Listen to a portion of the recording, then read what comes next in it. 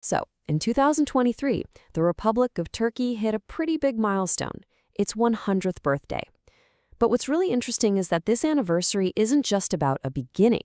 It's also about an ending, the end of something much, much older. We're talking about a 600-year empire, and we're going to unravel that whole story right now. Yeah, because before you have modern Turkey, you had the Ottoman Empire. And this wasn't just some regional kingdom. We're talking about a colossal power, a force that ruled huge chunks of the world for over 600 years. And it's not just ancient history either. The decisions made back then, the borders they drew, they're still shaping the world we see today. And that really brings us to the big question here, right? How does an empire that lasts for over half a millennium? I mean, think about that. An empire that stretched all the way from the gates of Vienna down to the Arabian Peninsula. How does something that huge just end? Well, to figure that out, we've got to go all the way back to the beginning. All right, let's set the scene. We're in the late 13th century, in northwestern Anatolia, which, is basically modern-day Turkey. The big power in the region, the Seljuk Sultanate, was falling apart. It was crumbling into all these little Turkic territories. And out of one of these small, seemingly insignificant principalities, a new power was about to make its move. So this warlord, a guy named Osman, starts a new dynasty. And they were just relentless. They started systematically taking apart what was left of the once mighty Byzantine Empire, piece by piece. First, in 1331, they take the major city of Nicaea. A few decades later, Adrianople falls, and they make it their new capital. Now they're right on the doorstep of the Byzantine heartland. And then comes the big one, the one everyone thought was impossible. In 1453, Sultan Mehmed II does it. He conquers Constantinople. A huge reason for all this military success came down to this really unique and, frankly, pretty terrifying group of soldiers, the Janissaries. Get this. These guys started out as child slaves, taken from Christian families in the Balkans. They were forced to convert to Islam and then put through this incredibly strict military training. The results? An elite, professional army that was loyal to no one but the Sultan. They were the absolute engine of Ottoman expansion. Look, taking Constantinople wasn't just another win on the scoreboard. It was a world-changing event, a seismic shift. This is the moment the Ottomans go from being a powerful regional player to a full-blown world empire. And it's what earns Mehmed that famous title he's known by forever, the Conqueror. Okay, so with Constantinople as their new capital, the empire launches into its golden age. We're now in the 16th century, and this is the absolute peak of Ottoman power. And this whole era is really defined by one of its most famous and honestly most formidable rulers. We're talking about Suleiman the Magnificent, and under his rule, the empire's ambition just seemed to have no limits. His armies pushed so deep into Europe, they were literally at the gates of Vienna. His navy was dominating the seas, capturing the strategic island of Rhodes, and taking Tripoli in North Africa. And in the east, he expanded into what's now Iraq. I mean, by the time his reign was over, the Ottoman flag flew from Hungary all the way to Oman, and from Algeria to the Caspian Sea. Just incredible.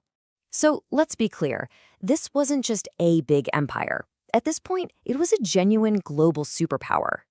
You had this incredibly diverse population, a really sophisticated government, and a booming economy. For a time, they were truly one of the most powerful and significant forces on the entire planet. But as we know, what goes up must eventually come down. And after a peak that magnificence, a decline almost always follows. For the Ottomans, though, it wasn't some sudden dramatic collapse. It was a long, slow grind, a period of stagnation that would last for centuries. And if you had to pinpoint a turning point, a lot of historians would point right here, 1683. The Ottomans tried to take Vienna again. But this time, their huge army was absolutely crushed. It was a massive psychological blow, not just a military one. And after this defeat, that's it. They never gained any more ground in Europe. The expansion was over.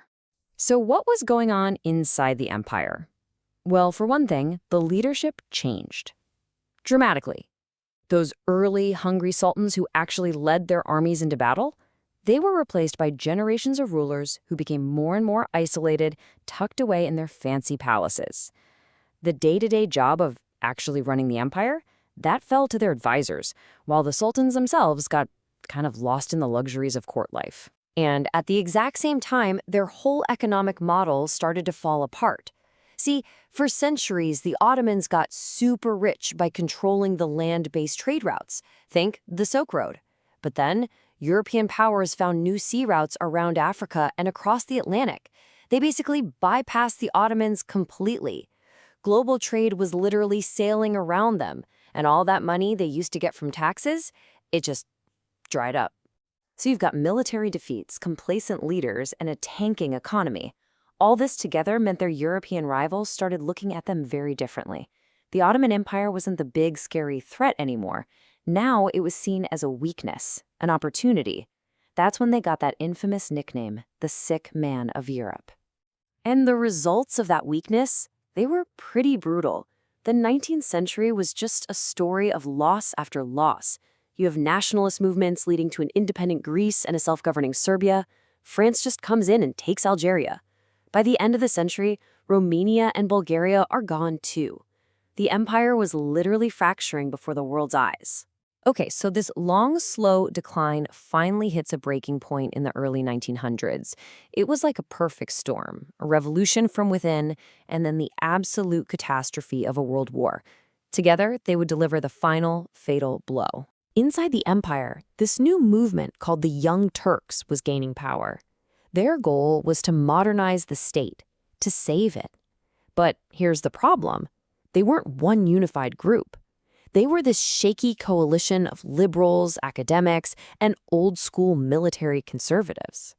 So even after they pulled off a revolution in 1908, they could barely agree on anything, which just created more chaos. And then World War I happens.